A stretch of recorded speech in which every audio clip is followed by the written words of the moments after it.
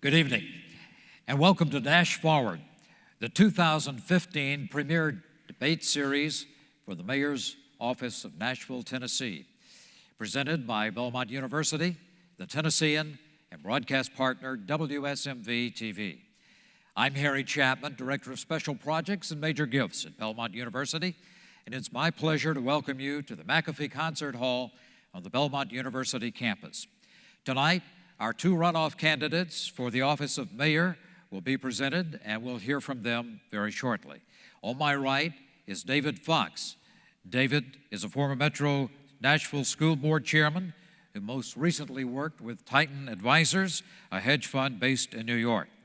On my left, or on my right, on your left, is Megan Berry, a two-term at-large councilwoman who has worked in corporate executive and most recently with the Ethics and Compliance Office for Premier Incorporated, a healthcare company. Please join me in welcoming our two runoff candidates.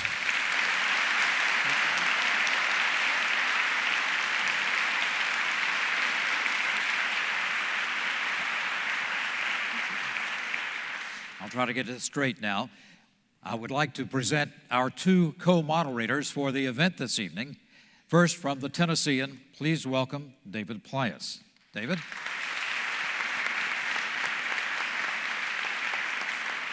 And from our broadcast partner, WSMV-TV, Demetria Kaladimas.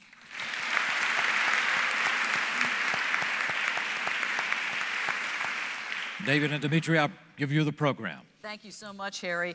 We are so fortunate to have two extraordinary people on stage this evening vying to be the next leader of Nashville and Davidson County, Megan Berry and David Fox. Whoever is elected will set the agenda for our city and influence the regional agenda for the next decade to come, even beyond. We are thankful to our audience here and fellow debate host Belmont University's McAfee Concert Hall, and to all those who will be watching on Tennessean.com, the Tennessean app, and on WSMV Channel 4. If you're commenting on social media tonight, please use the hashtag #NashForward. And we ask that the audience not cheer or boo during the debate and to refrain from using live video streaming apps like Meerkat or Periscope. But again, we certainly encourage social media with the hashtag #NashForward. The last two Nash Forward debates allowed voters to view 7 general election candidates, with the first focused on issues of leadership and the second focused on issues important to the fast-growing millennial population in the Nashville area, where a panel of young professionals and students asked the questions. Many of them are here tonight. The voters spoke on August 6th, and Megan Berry and David Fox received the most votes to compete in the September 10th runoff election. This will be a discussion where we'll be asking some general and some very specific questions to help Davidson County residents better distinguish them as they make their voting choices. Early voting begins on Friday, so the timing for this debate is optimal. The format of the debate is as follows, and we'll have Demetria explain that right now.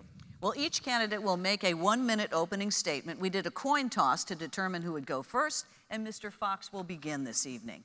In round 1, we will ask both candidates up to 3 general questions that both will answer, and then before the debate, of course, they tossed a coin to determine the order of the opening statement. We'll begin the questioning alphabetically with Ms. Berry.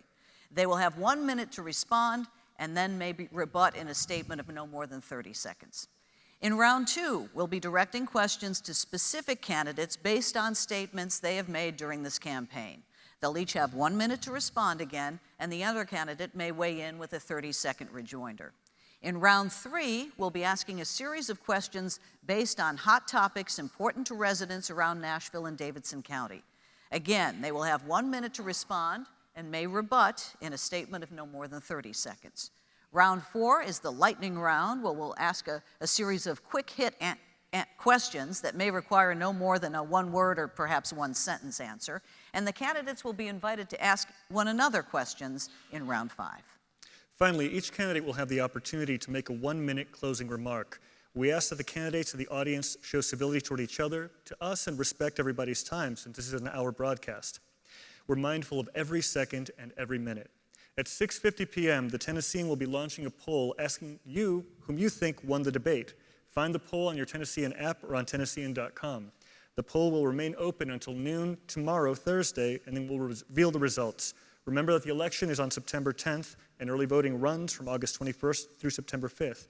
Thank you again. We'll be beginning right now with the opening statements. As Dimitri had mentioned, a coin toss determined that David Fox would go first, and he has 1 minute to start his opening remarks. Great. Thanks, Demetria. Thanks, David. Thanks, all of you.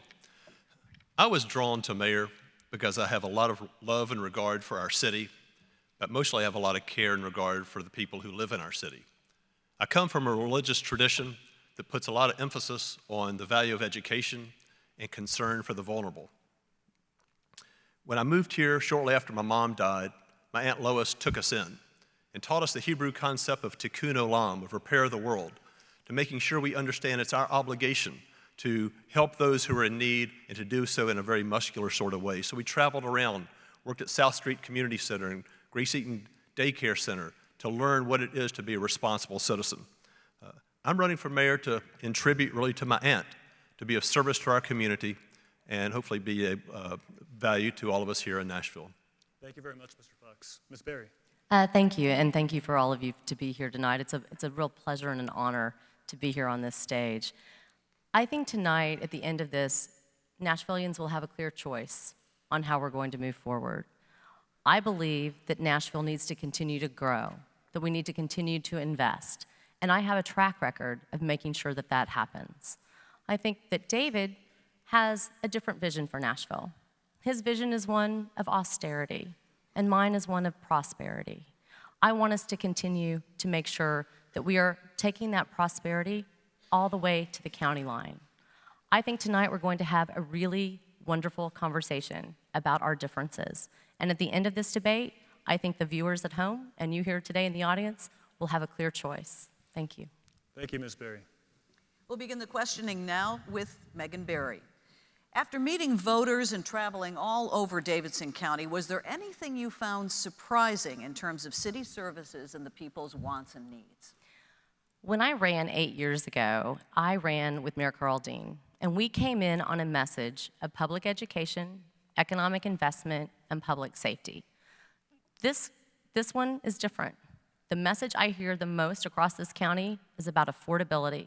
How do I get to stay in Nashville if I'm a teacher, a police officer, a firefighter, a creative, and how do I afford to live here? That conversation has changed, and I think the challenge for the next mayor is to make sure that Nashville does stay affordable for everyone. And as I move around this county, that's what I intend to do. As your next mayor, I will make that possible. Mr. Fox? Is this a rebuttal or is this a Rebuttal, response? please. All right, well, I certainly think affordable housing is a paramount challenge for us, but of course that's not a new issue. That's been emerging for year after year after year. And so as someone who's coming in, suiting up, ready to take on this challenge, I was in a Metro Council for 8 years. You had plenty of opportunity, especially as a Metro Council at large, where your mandate is the entire city. So I'd just say where have we been on this problem? Do I get a rebuttal? Well, Is that, do I? Mr. Fox, was affordable housing the thing that surprised you most? Oh, the biggest challenge for me, I thought I was responding to her original statement. I think what surprised me the most is how severely people are being impacted by transit problems. We have been slow in this city to really respond to the quick population growth in Nashville, and we're really not where we should be in responding to our need to get around the city in a reasonable amount of time. And people will say every day, every time I knock on a door, they say, man, are we going to do another Atlanta?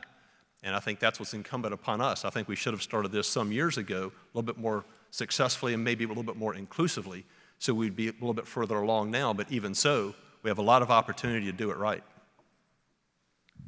Ms. Berry, a rebuttal? To David's question? Transit is an issue, but let me go back to the affordability question, because I think when David was saying that affordability and affordable housing has been something that we haven't addressed, I think that's just wrong.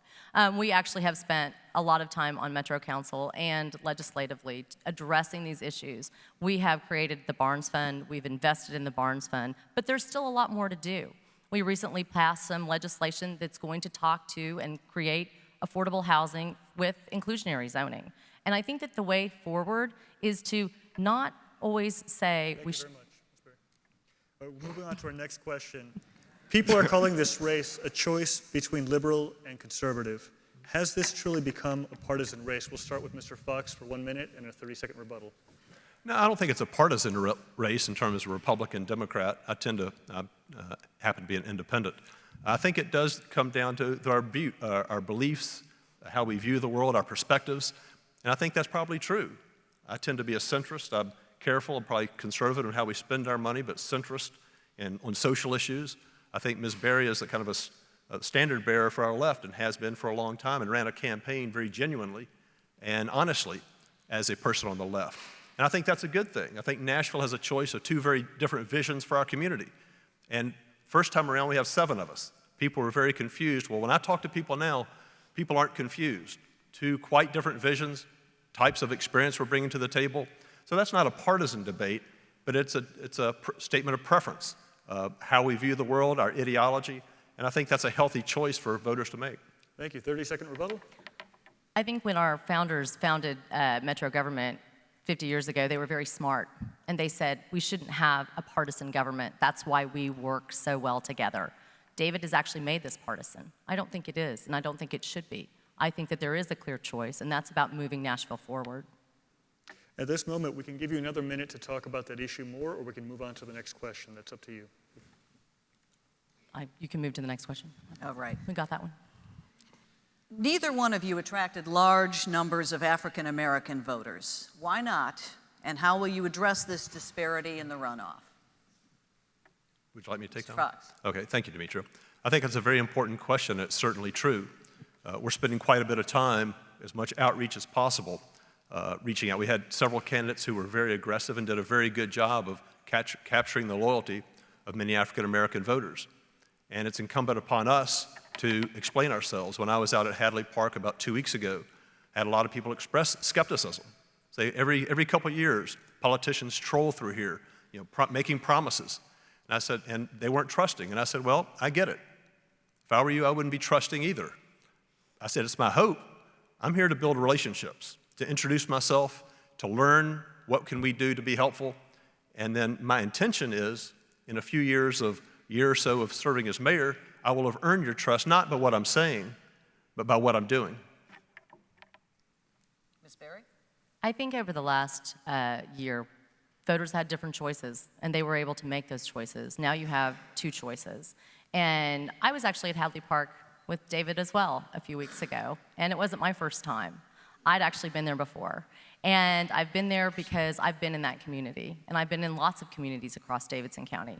And I think as we continue to talk about what is important to Nashvillians, it's about public education, it's about transit, it's about affordability. And it doesn't matter if you live in Bordeaux. Ms. Berry, you have an additional minute to address this if you wish.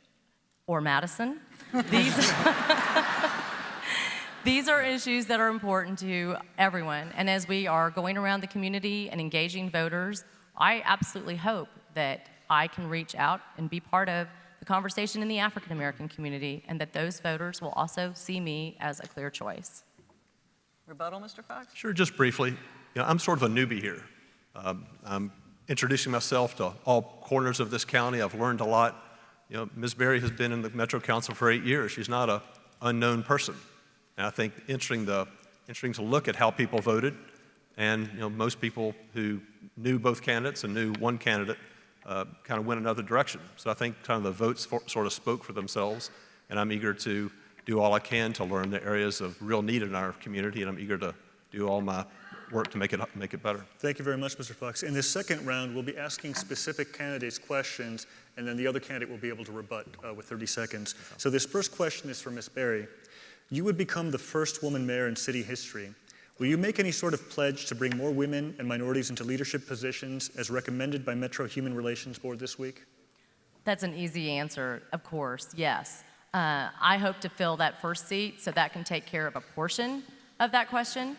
But clearly, Metro government needs to reflect with its senior leadership women and African Americans and other minorities who make up Davidson County. It is my commitment that of the 30 positions that currently exist in the mayor's office, that they will be populated with what looks like Davidson County.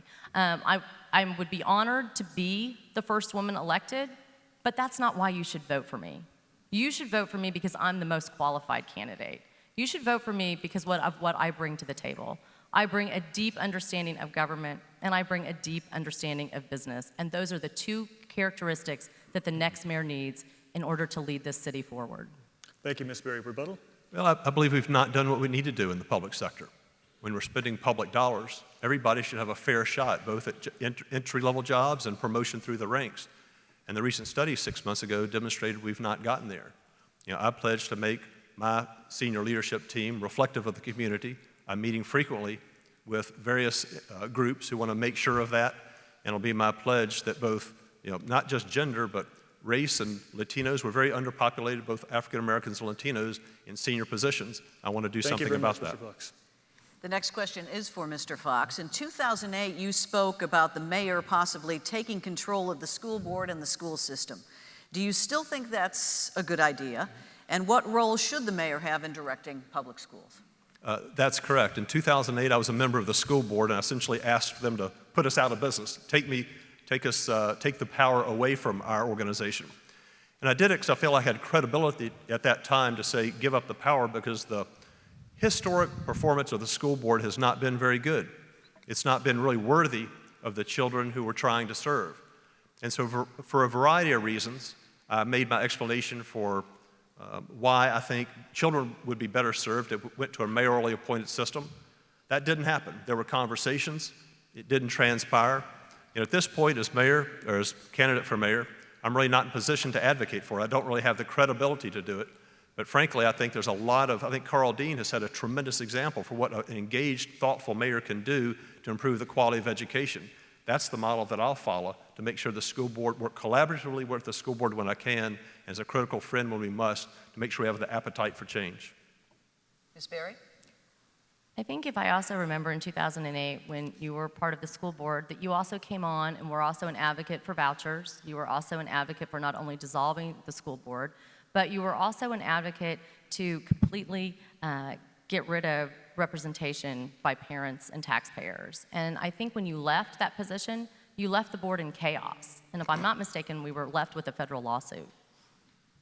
Do I have a response here?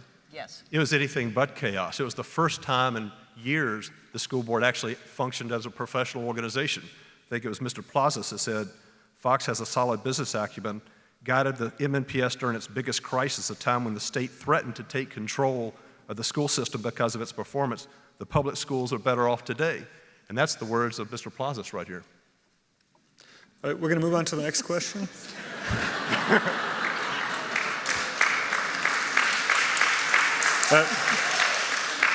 At your election night rally, your supporters at the farmers market, this is to Ms. Berry, I'm pardoning.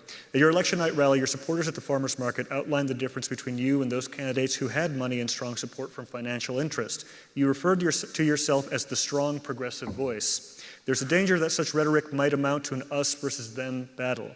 How would you characterize the tone of your campaign and your support?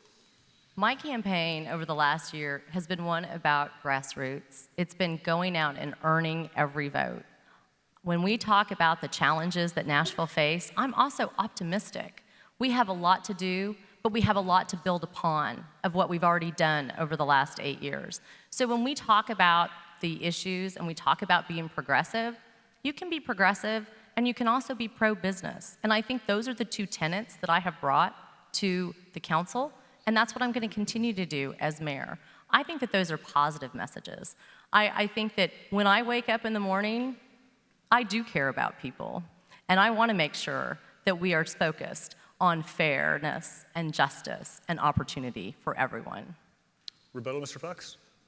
Ms. Berry ran a very honest and genuine campaign. She ran as a progressive liberal and stated as much. And my view is, I'm kind of a centrist. I think Nashville, kind of the rest of us, are kind of in the center here. And so I think it's a nice choice for voters to have. The causes that really are Ms. Berry's passions are the national issues, the ones that we at the local level don't have much say over. So it'll be interesting to see what people want. They want a mayor who runs the city and prepares us for a great future, or they want a mayor who's on national television on the national issues. Rebuttal? I'm a coalition builder. I bring to the table a lot of different and diverse groups. I'm endorsed by the Nashville Business Coalition, but I also have union support. This is about how you make Nashville work. You make it work by bringing everyone together. It doesn't matter if you're a progressive, it doesn't matter if you're a conservative, if you're sitting in traffic, you want your traffic problem solved.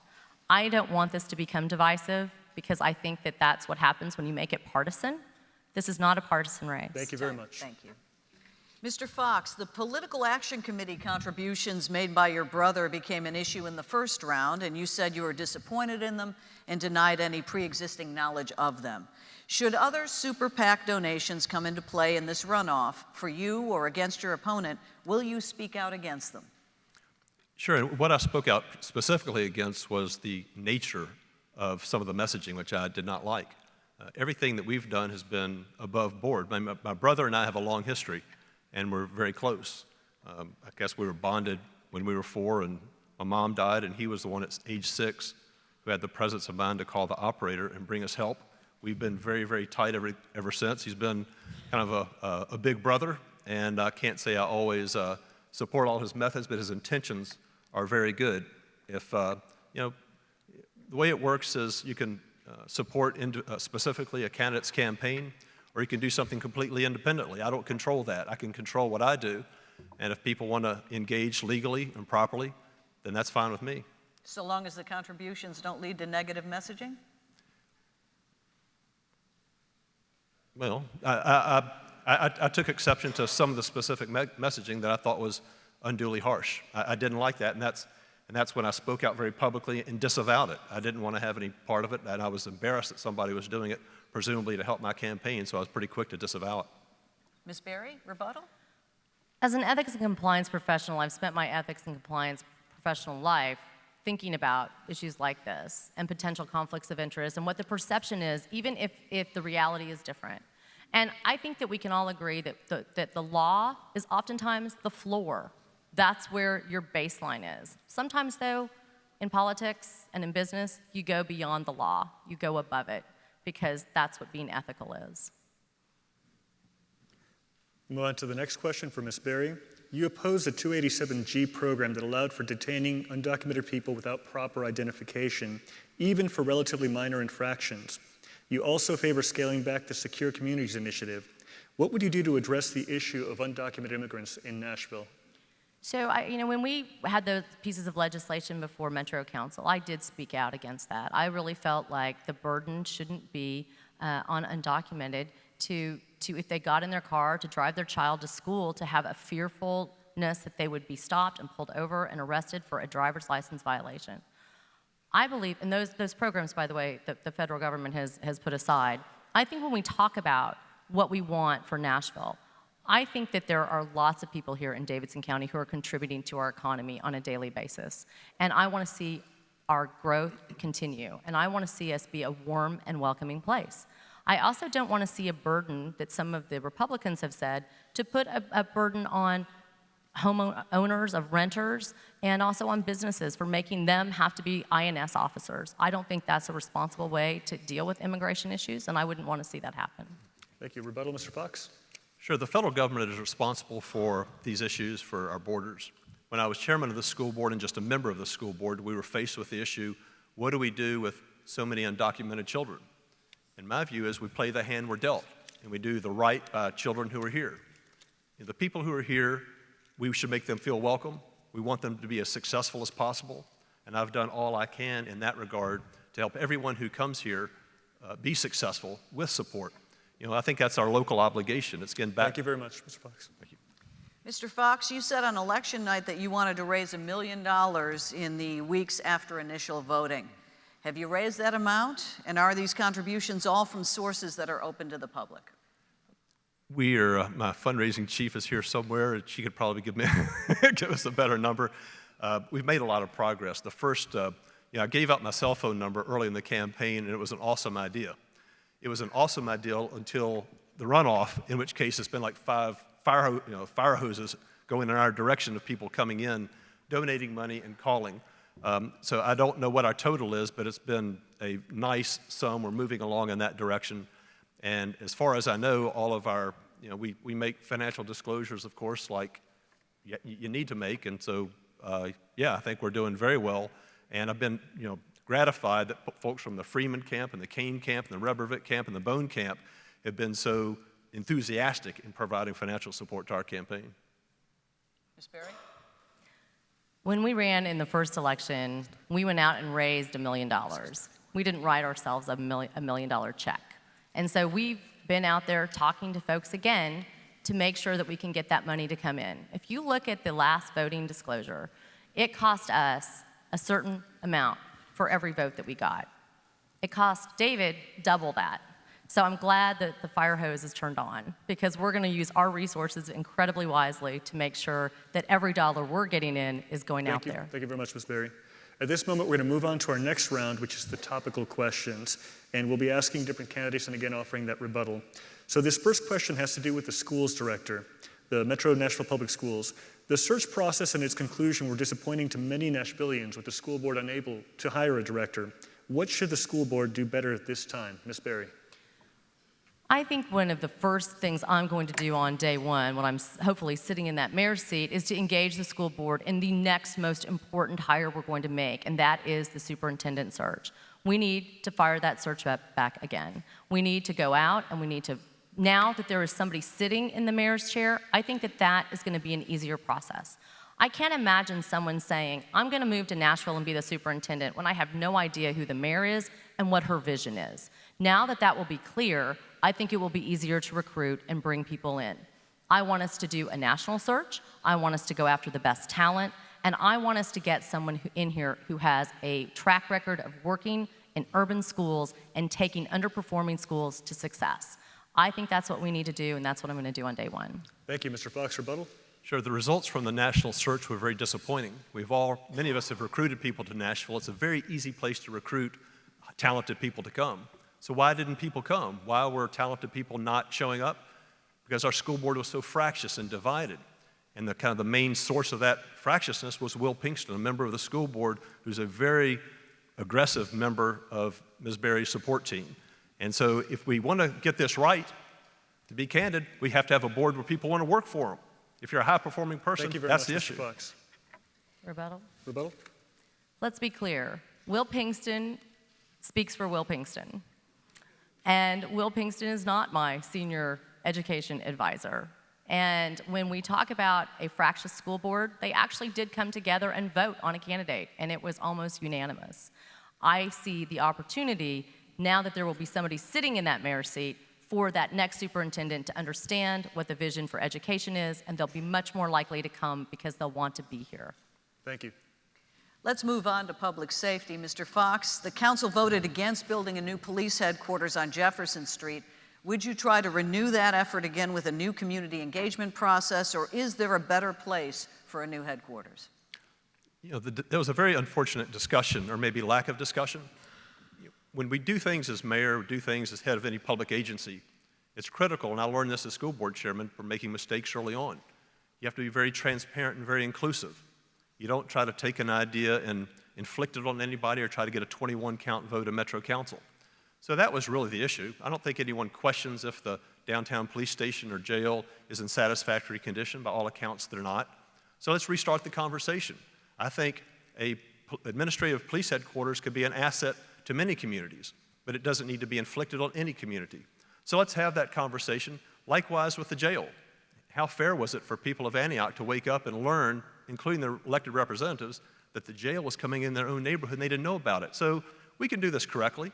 You know, it's just a matter of getting the buy-in, being transparent, and we can make the right decisions to have these both facilities located and put in good shape, or we could keep it there. Ms. Berry?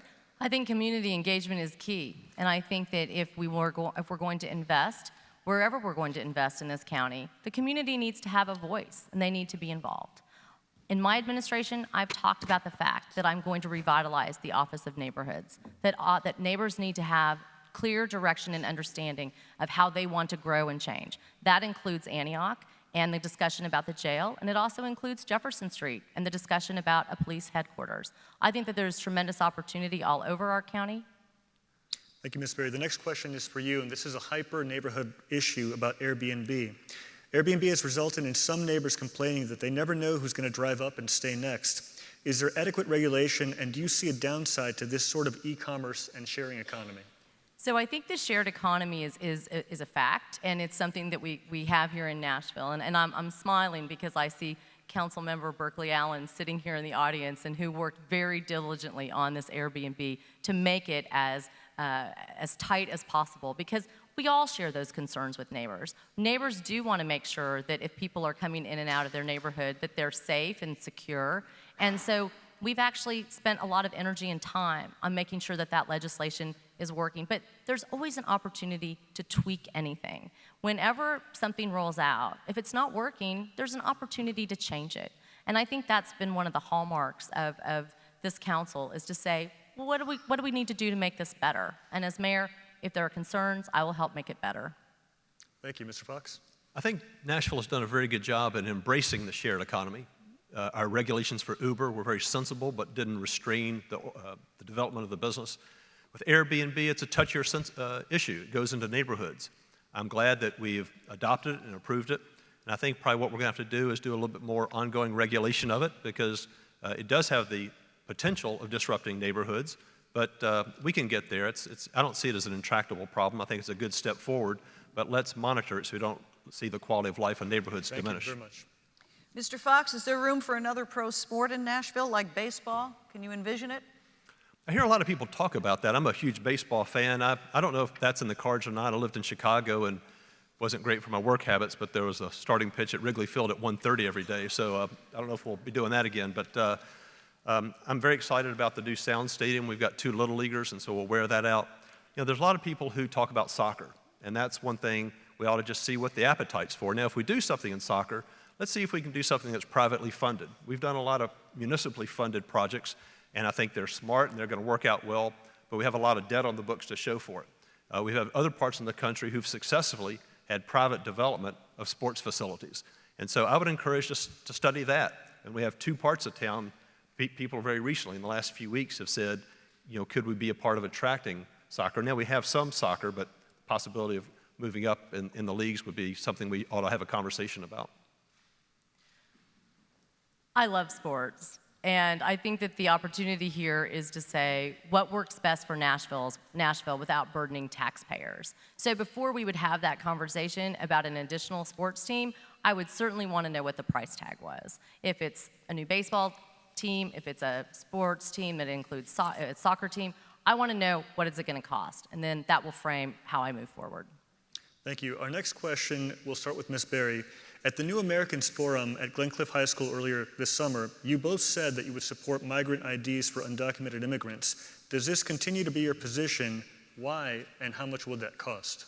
Sure, it continues to be my position. And I've said all along that I think if we can introduce an ID system that allows folks who don't have access to other kinds of IDs, access to our libraries and other community services, I think that would be ideal.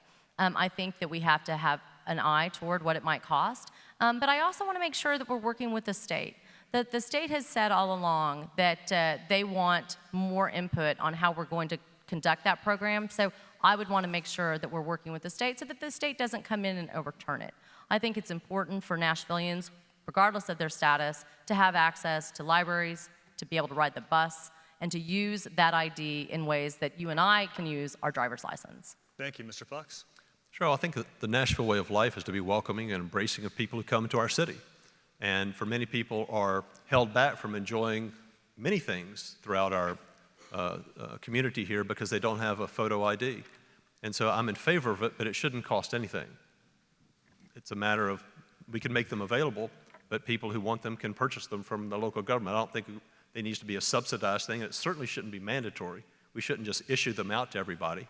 But I think we should make them available for anybody who wants one. They should be able to buy one. Thank you very much.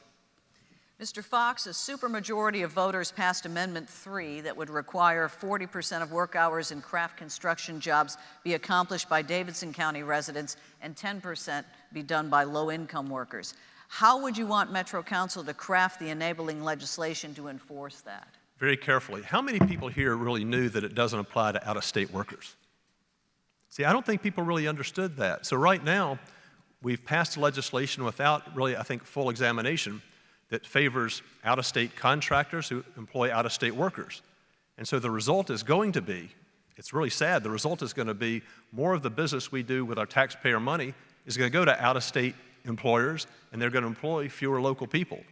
You know, Ms. Berry was an advocate of it. I think it's one of these things that where you have, it sounds like well-intentioned, but frankly, as a mayor, I've got every incentive in the book to make sure we employ as many local residents as possible. I want the economy to be as strong. I like the idea of employing local citizens. But we've got to do something more than just sounds good. It's got to do something that's actually productive. And this is going to be harmful to our economy, and it's going to cost us jobs, not create jobs. So David's wrong. That's not what it does. So I think you actually want somebody sitting in the mayor's seat who will help shepherd the council with what it will actually do. And David mentioned that I supported it. I did support it. And so did everybody in Jolton and Madison and Goodlettsville, because working people understand that it's good to have access to local jobs. Ultimately, this is for me a mayor issue about what's the problem you're trying to solve. The problem that you're trying to solve is that folks don't feel like they have access to local jobs. Thank you very much. Now we're moving on to our round 4 lightning round, and Dimitri and I will basically alternate these questions for each of the candidates. We ask you to... You know how much I love these, right? No Johnny Cash That's questions. one thing we have in common right there. I know. So the first question, we'll start with Mr. Fox, and just very quickly, have you pledged to give anyone a specific job in your cabinet? No. Ms. Berry? No. What is the starting salary for a new teacher with a bachelor's degree in Nashville? Mr. Fox, and is it adequate? It's roughly about $43,000. I was able to get it up over $40,000. I'd like to see more pay for more effective teachers. And in fairness, Ms. Berry, what's the starting salary for a new graduate of the police academy, and is that adequate? It's about $38,000. And is that adequate? No, we need to continue to invest in our police force. Mr. Fox, you were correct. It's a little over 42. The police salary is a little over 41. Was it 41? No. Good, we made that happen. The next question is, which character in the primetime show Nashville is most like you? Ms. Berry and then Mr. Fox. Well, I've got to go with Raina James. I mean, come on. And Connie Britton has been a great supporter, so it's an honor to be able to say her name. Mr. Fox? It's the, I'm trying to think of his name. He's plays at the Bluebird all the time. His brother died tragically about 2 years ago. He was shot. If you can think of the name, that's probably my closest character right there. That happens to be Deacon, but thank you very much. Thank you. There you go. Okay, for both of you, Greer Stadium, what should happen to it? Ms. Berry? I think that that's where you could look for an opportunity to increase our soccer presence, if we are going to use that. Mr. Fox? I also see it as a resource for the neighborhood, and let's engage that neighborhood to see how best to use it, whether it's recreational or as a park. Now, for the fairgrounds, would you revive any effort to invest or redevelop the fairgrounds property? Mr. Fox? Sure. You know, I, of course, did not vote for tearing the thing down. I'm a big fairgrounds fan. I think it's the most exciting opportunity we have is for the first term is to bring this community together, find what we can do to make it bigger and better, both the racetrack and the fairgrounds. Ms. Berry? I would make sure that we are investing in it. I think it's a jewel that we have left untouched. Mr. Fox, who's the most effective leader you know and why? I think Phil Bredesen. Phil Bredesen at the city level and at the state level brought to bear both leadership skills and very much a centrist attitude. And my wife Carrington worked for him a number of years ago, and he's just an awesome fellow and a great leader. Same question to you. Well, I'm going to have to go with Governor Bredesen, too, because he endorsed me last week. Ms. Berry, do you have confidence in your present department heads, particularly the police chief and finance director? I think that the opportunity when you come in as mayor is to take fresh eyes and look at everything that's going on. I would have frank conversations with the chief of police, who I have great respect for, and also the finance director to see if we're on the same page and if our visions are shared. Thank you. Mr. Fox? I do have confidence in both. When you look at the performance of the security of our city and the safety and the crime statistics, I think they've been very encouraging. On the finance side, I think we have had a good finance director, and frankly, we've got a very good Office of Finance within Metro government that never gets the credit it deserves. Thank you. The Metro Charter does not actually specify when a new mayor will take office. If elected, how soon will you start, Ms. Berry? I think that we've been in discussions, I think, with both of us, and I think that potentially is September 25th. That's right. They threw it to both of us. Thank you very much. A quick round of applause for the lightning round, and we'll move on to our next round.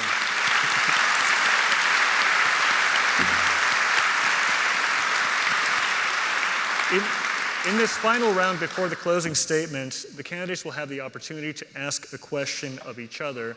We'll start with Ms. Berry and then Mr. Fox, and each of you will have a rebuttal after that. But Ms. Berry, the first question is to ask Mr. Fox is for you. Sure. David, throughout this campaign, I think you've been talking to taxpayers and Nashvillians and scaring them a little bit about the city's debt. In his endorsement last week, Governor Bredesen did say that, quote, "Nothing about the city's debt ought to cause any hand-wringing by any fiscally conservative people." So can you tell the taxpayers and Governor Bredesen why they're wrong? Yeah, thank you for asking that because it's extremely important in my view. I think we've developed a kind of a culture of debt and spending in Nashville. There's a time and place for everything. We've added a lot of debt. We've added about $1 billion of debt in the last 6 or 7 years. And what concerns me through this race is some people believe that the only way we have a strong economy is keep on adding to our debt. Well, I think now it's time to tack back. Our debt was downgraded 18 months ago. I take that seriously. It's still a high rating, so it's not time to, the sky is not falling, but we have to understand to be good managers and to leave something that we're proud of to the future. It's time to tack back. Let's spend a little bit less money, and we can do that. It doesn't have anything to do with austerity, as you said before. I'm for growth. We have benefited so much from growth in this city. But I think the growth of municipal spending is the issue, and the growth of municipal debt is an issue. So people shouldn't be alarmed unless we don't have a good grip on how much spending we have, and we have liabilities we need to take care of. So, thank you very much, Mr. Fox. 30-second rebuttal. Well, I think a minute ago that you mentioned how efficient and effective our Office of Finance is. And I think that if you look over the last 8 years, what we've done is we've invested in Nashville. I think recently you were before a group of business folks and you were asked, what projects would you have not done? And I think your answer was, you would have done them all. So I think when we look at where we've done and what we've invested in Nashville, we've made good choices and we need to continue to grow. And again, my issue is going forward. We got to make sure that we don't keep on adding to debt the way we're doing now, or we will have a problem. There's a time and place for everything. It's time to sort of tack out of downtown, back to neighborhoods, and see if we can spend a little less money, let our economy grow into our balance sheet. If we do all of that, we'll be perfectly fine. The next 20 years will be as awesome as the past 20 years. Thank you. Mr. Fox, do you have a question for Ms. Berry? Oh, sure do. But it's not a tough one or anything. Megan, you've served in Metro Council for the past 8 years and cast many votes, of course. Which vote, if you could take one vote back, is there one that you would look back and say, well, that's, in retrospect, I wouldn't have done that, or I'd cast it differently? Well, I think that one of the important parts of being a leader is always to reflect back on things that you voted for and things that you voted against and how that went down.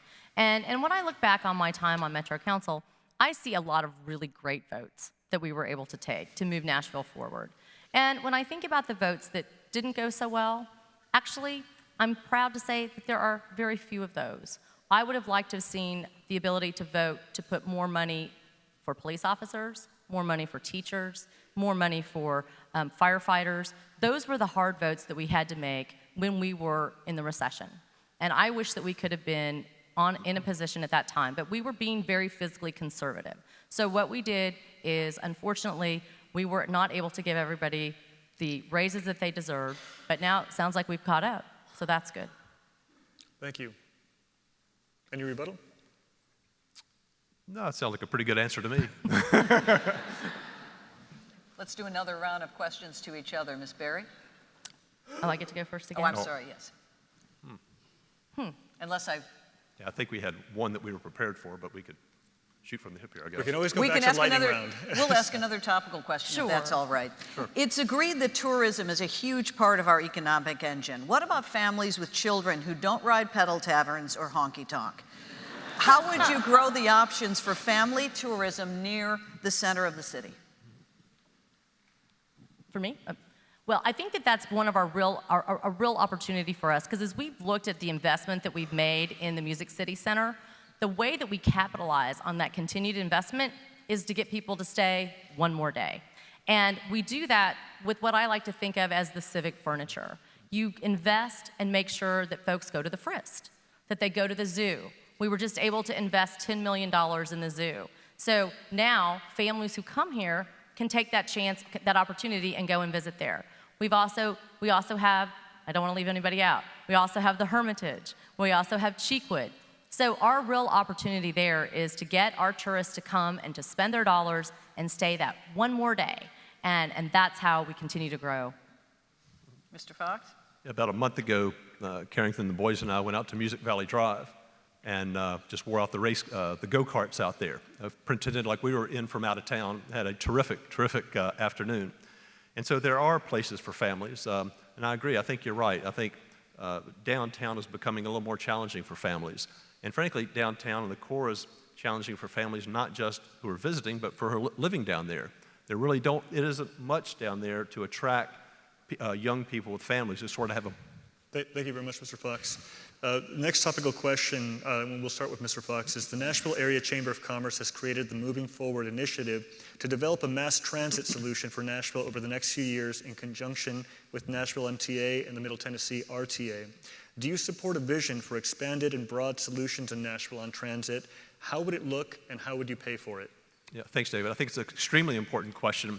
And one thing that's very helpful for us is Governor Haslam is turning his attention for this year and maybe the following years on transit and infrastructure. In fact, had a conference just a few days ago. What I hope to do pretty much day one is plan a meeting with Governor Haslam, Commissioner Schroer, Congressman Cooper, Blackburn, local officials in the State General Assembly, and come together. Let's make sure we all understand this really threatens our quality of life. And we need to build a common vision and go through the sequence and make sure we have the urgency to get something done. After that, we can build a mechanism to make sure the public's engaged. You know, the fun thing about being the CEO or a mayor is all the brain power and intellect of the organization. There's 650,000 people here. One piece of low-hanging fruit is we can bid out all of our traffic signals. They've been there for 17 years. If we do that, all the traffic engineers say we'll have an immediate improvement in traffic flow in Nashville. Ms. Berry? You know, I was excited when MTA went forward with this project because they call it Moving Nashville Forward, which I'm excited about because I think that's exactly where we need to focus. And there are multiple pieces of this that need to be addressed. It's local, it's regional, and I was speaking to someone the other day who's been part of this process who said, you know, right now we need more frequency and we need more routes. I can get to my first job, but I can't get to my second job. And I think those are the kinds of things that we need to address. Thank you very much. Mr. Fox, studies have forecast a long-term shortfall of $2 billion if the city doesn't adjust the benefit it offers, particularly to retirees. What's your plan for addressing this problem and those promises made?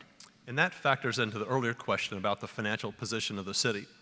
You know, if we have genuine regard for the men and women who have worked 10, 20, 30 years on our behalf, if we have regard for the financial security and stability of our city, we'll make sure we have a sustainable benefits plan. We see cities like Chicago. They have made promises that they're probably not going to be able to keep. So let's, you know, act like adults, do what we need to do, have conversations, and work on it. There's been a committee that's been studying what we should do on the benefits plan, and what's got my attention, candidly, in the 16 months when they were studying this issue, the unfunded liabilities, the amount, because we don't reserve, we do pay-as-you-go on our retiree health benefits, grew from $2.3 billion to $2.6 billion in 16 months, 18 months. We can't keep that up. And so honestly, if we really care about the folks who've done the great work for us, we'll have a conversation on what are the modifications we can do to both secure great benefits so we can retain good employees and make sure they're safe. Thank you very much, Mr. Fox. We'll give Ms. Berry a minute to answer this, and then we're going to move on to closing statements. Okay. So yes, clearly when we look at our pension is actually about 90% funded. So I think that that's something that individuals need to know. Our unfunded healthcare liability is what the Study and Formulating Committee, led by Mike Schmerling, has devoted a lot of time over the last few months looking at. They've come back with 2 recommendations. And if we can take those recommendations and implement them, we'll save $7 billion. I think we need to save $7 billion. And those will be recommendations that I will take in, and we'll take them, and we'll make that happen. Thank you very much. Time now for our closing statements, and we go in reverse of the coin toss. Megan Berry, you'll begin. I said at the beginning that I think that the way forward for Nashville is to continue to invest, and that I am grateful for the founding fathers who said this should not be partisan. We shouldn't be Republicans and we shouldn't be Democrats when it comes to local government. We are all in this together. It doesn't matter if you're a Republican or a Democrat, you need your garbage picked up. If you're sitting in traffic, it doesn't matter if you're a progressive or a conservative. And at the end of the day, I want to make sure that the conversation continues to focus on the important issues that matter to Nashvillians. I don't want this to become a divisive conversation. I want this to be a uniting conversation. And those are also the tenets that I will take with me into the mayor's office. This is not about us versus them. This is about we as Nashvillians. My name is Megan Berry, and I would be honored to earn your vote. Mr. Fox? Sure, thank you. Yeah, if you want somebody over here who's somebody who has a great passion for taking on national issues, especially socially divisive issues, and being on a national stage to talk about them, well, you have a choice to do that. If you want somebody who's a little more centrist and pragmatic and focused on the problems facing our city, the challenges of transit, of water and sewer, and making sure our children are not trapped in schools that are unsuccessful, then I think I'm your guy. So join us. I'd love to have your support. I'd love to have your help. And I hope you vote coming up on Friday, early vote. September 10th is Election Day. Thank you very much for hosting. It's been a pleasure. And just a reminder that early voting does start this Friday, the 21st of August, goes through September 5th. Election Day is September 10th. For those of you on Tennessean.com or the Tennessean app, the poll is up. Make your decision as to whom you think won this debate. It'll be opened through noon tomorrow, and then we'll reveal those results. Demetria? We'd like to thank all of you in the concert hall, those watching at home and online. Thank you to our candidates, to Belmont University, Nash Forward, the Tennessean. Please, again, remember to vote. Early voting begins August 21st, runs through September the 5th. Election Day is September 10th. Now you may applaud. Thanks for joining us.